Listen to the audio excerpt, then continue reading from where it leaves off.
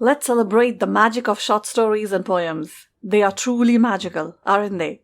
They make us feel happiness, heartbreak, horror, hope, hatred, and so much more.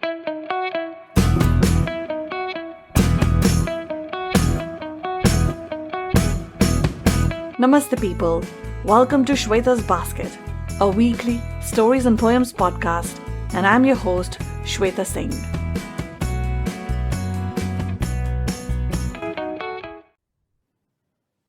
The story that I have for you today is very close to me.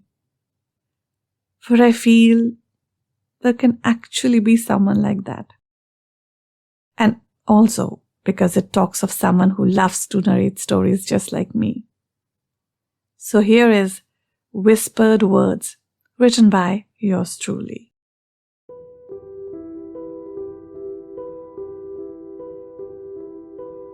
He got ready for work.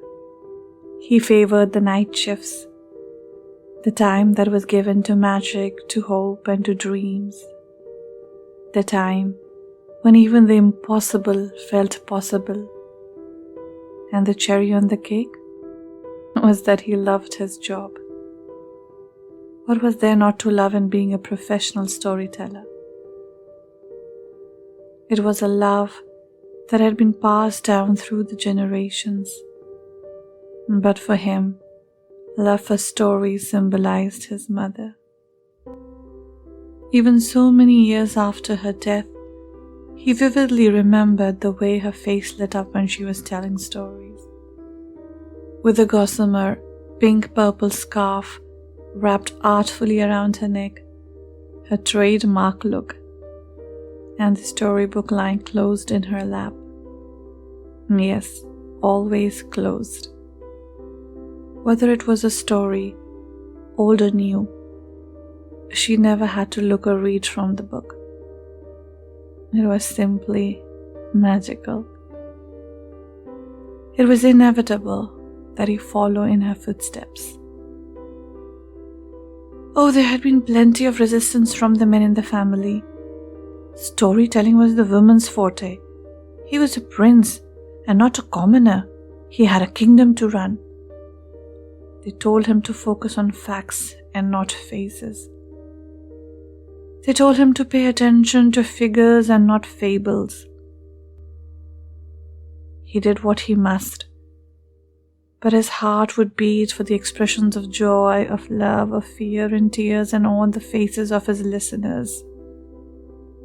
He lived for the moments when, as he narrated the stories, they followed the ebb and flow of his voice and told him, more than their words ever could by their expressions, how much they loved his whispered words.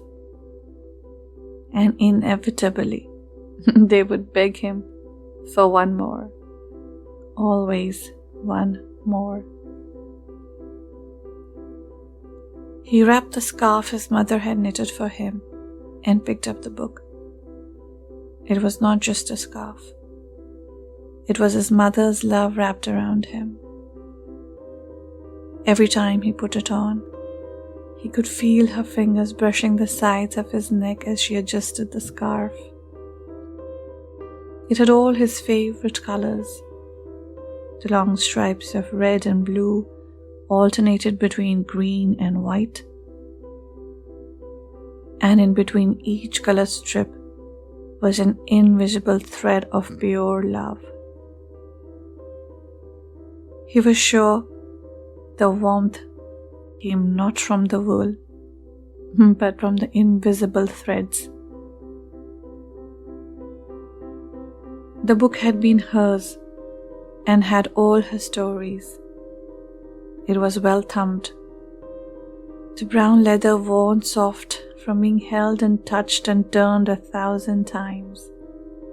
He smiled as he remembered not just being lovingly touched and thumped by his mother, but also at times by curious little hands as she waved the book in front of them. How could the book then possibly hold on to its coarseness in face of such tender handling? The edges were worn. The gold calligraphic lettering on the cover was fading. He knew each crease and smudge on that book. They were his friends, and he lovingly visited them often. These days, he was partial to a particular hospital. Oh, he could have chosen any town and any hospital he wanted, and he often did. But this one had captivated him for the past few months. Not because it was the newest one in town, but because it had newborn babies.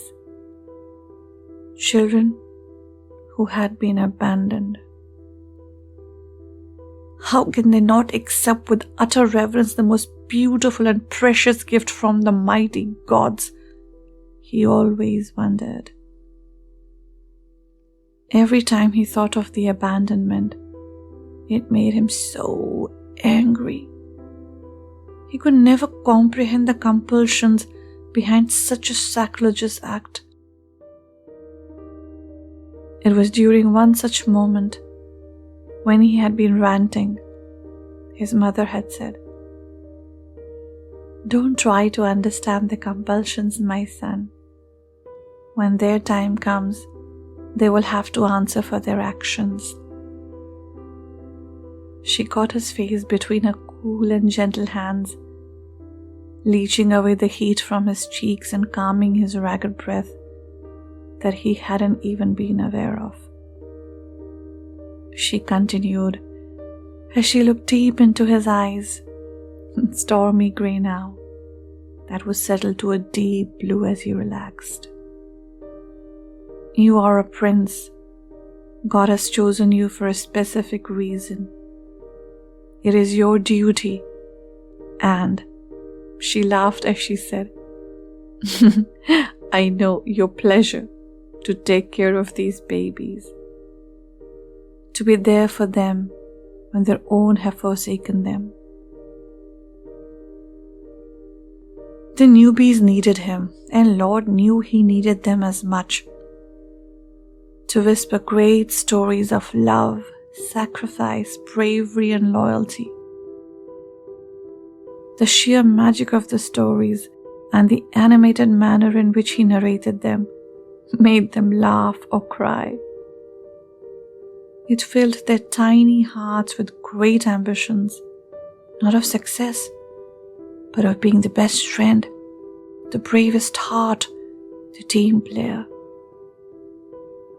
Even when they understood nothing, they slept peacefully, knowing that he was there. Lately, however, there was another reason he favored this hospital. It was because she worked there. From the moment he had seen her, he had fallen in love. Oh, not for something as mundane as her looks. To a regular man, her looks were average. But he was neither a regular man, nor did he think she was average. For him, she was scintillating.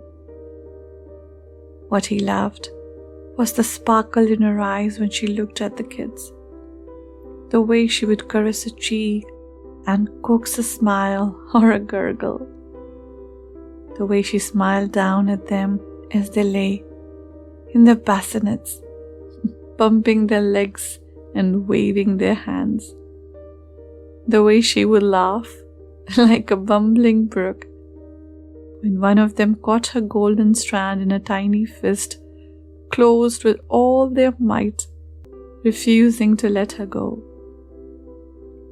The way she nestled a restless bod against her bosom and crooned, the way she fussed when one of them was ill. She loved them, so he loved her. It was as simple as that. Or was it?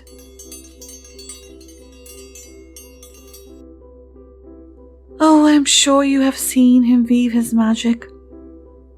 Have you ever seen a child sleeping and wondered why the child laughs, cries, or makes faces while sleeping? What do you think is happening? It is him whispering his mother's stories in their ears. But alas, he who weaves such magic can't have this miracle in his own life. For you see, he is on the other side of the veil. He can see her, but never have her. She is a mortal nurse, and he's the prince of the largest magical kingdom of all, the kingdom of dreams.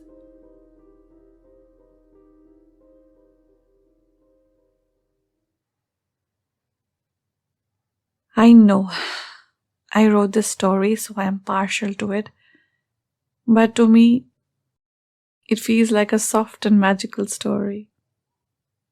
Perhaps he whispered stories in my ears. Perhaps that is why I love narrating them. Do you think he can be real?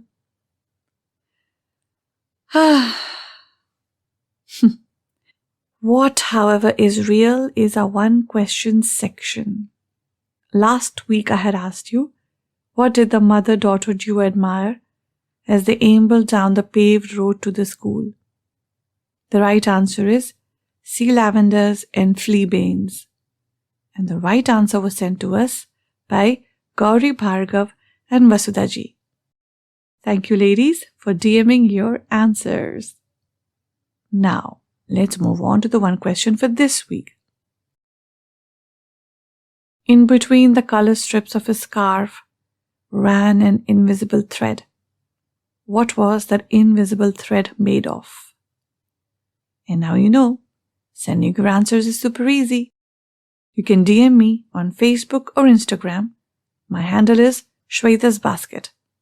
Or you can email your answer to shweta@shwetasbasket.com. And guys, that brings us to the end of this episode.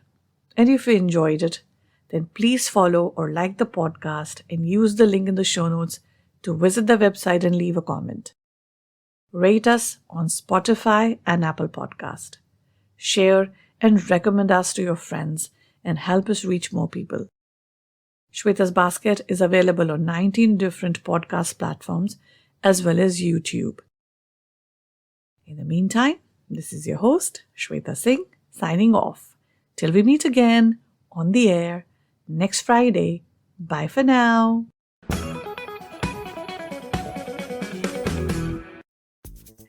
Do you want to have a website of your own?